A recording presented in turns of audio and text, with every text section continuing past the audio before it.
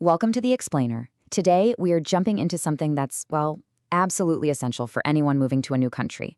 We're going to build a financial survival guide focusing specifically on Israel to help you turn that feeling of just getting by into a real plan for success. So, if you're moving, does this sound familiar? You're looking at bank forms in another language, you've got bills you can't quite decipher, and there's just this mountain of paperwork. It's completely overwhelming. Yeah, you are definitely not alone. It's a classic part of the immigrant journey, but here's the good news. You can absolutely get on top of it with the right tools. So here's our game plan for today. First up, we're going to get you started with mastering your money. That means banking and currency exchange. Then we'll dive into some amazing, and I mean amazing life hacks for your bills. After that, we tackle the big one, taxes and paperwork, but we're going to focus on the huge benefits you're entitled to. And finally, we'll talk about those common little traps so you can sidestep them like a pro. All right, let's jump in. Okay, first things first, you gotta build a solid financial foundation from day one.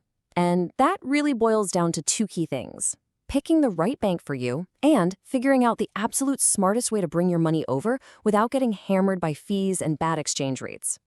So this is one of your first big choices.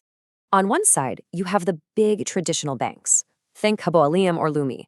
They've got branches everywhere, which is great, and a lot of them even have special departments just for new immigrants, which can be a lifesaver. On the other side, you've got the new digital banks like 10. Their apps are slick, modern, and they're often totally fee-free. But here's the catch. For U.S. citizens, they can be a headache because of tax reporting rules, and their systems sometimes choke on the paperwork for big international money transfers. Actually, opening an account is way easier than it sounds. But step 3 here is the golden ticket. You have to walk in and specifically ask for the Olim benefits package. They don't always advertise it, but it gets you waived bank fees for your first year or two. It's a huge money saver. And for my fellow Americans, you're going to see a W-9 form. Don't panic, it's just because of a U.S. law called FATCA. It's totally normal and you have to fill it out. All right, you've got the bank account. Now, how do we get your money into it? Well, you've got a few options. A direct bank wire is super secure for big transfers, but honestly, it's usually the most expensive way to do it. For larger amounts, say over 10 grand, a currency broker is almost always a better deal.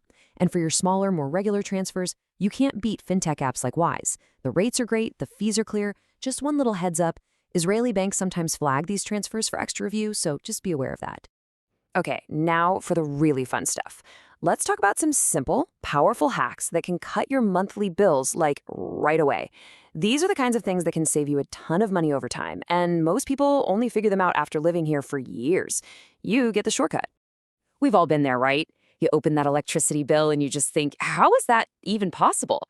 Well, it turns out there was a huge market reform here that most new immigrants have no idea about, and it puts the power to lower that bill right back in your hands. So here's the secret. You can actually fire the national electric company. I'm serious. You can switch to a private supplier that wants your business. And the best part? You don't need a fancy new smart meter to do it. Just look for a company with a 24/7 plan. It gives you a flat 5 to 7% discount all day, all night. You just give them a call and they take care of the entire switch. It is literally one of the easiest ways to save money every month. Next up, let's talk about getting around. If you're taking the bus or the train regularly, there is a very, very good chance you could be paying less than you are right now. Let me show you why. For the longest time, the physical Ravkov card was it. You'd load it up with money and just kind of hope you were buying the right weekly or monthly pass. But the new smartphone apps, like Move It, have completely changed the game. Instead of you trying to figure out the best deal, the app just tracks all your rides. Then, at the end of the month, it automatically calculates the absolute cheapest possible combination of fares for you. It's a total no-brainer. Use the app.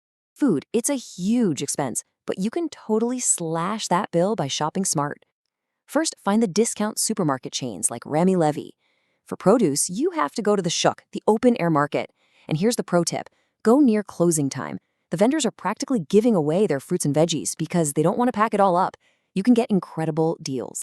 All right, let's switch gears and talk about something that sounds scary: taxes and paperwork. But I want you to reframe this completely. For a new immigrant in Israel, this isn't just about paying up. It's actually where you'll find some of the most significant financial benefits you're ever going to get. This right here is the big one. It's called the Olay tax holiday, and it's a cornerstone of your financial life here. For your first 10 years in the country, any passive income you make from outside of Israel is completely tax-free. We're talking about things like stock dividends from your portfolio back home, rent you collect on a property abroad, even pension payments. This is a massive, massive advantage. Now, you need to be aware of a really important change that's coming. Right now, you get a double benefit. You don't have to pay tax, and you don't even have to report that foreign income. But starting January 1st, 2026, that changes. The tax exemption stays, which is great, but the reporting exemption goes away. This means you'll have to start telling the Israeli tax authorities about your foreign assets and income. The privacy shield is coming down. Here is another huge money saver you need to know about. Arnona. That's your municipal property tax. As a new immigrant, you can get up to a 90% discount for your first year. This could be thousands of shekels back in your pocket.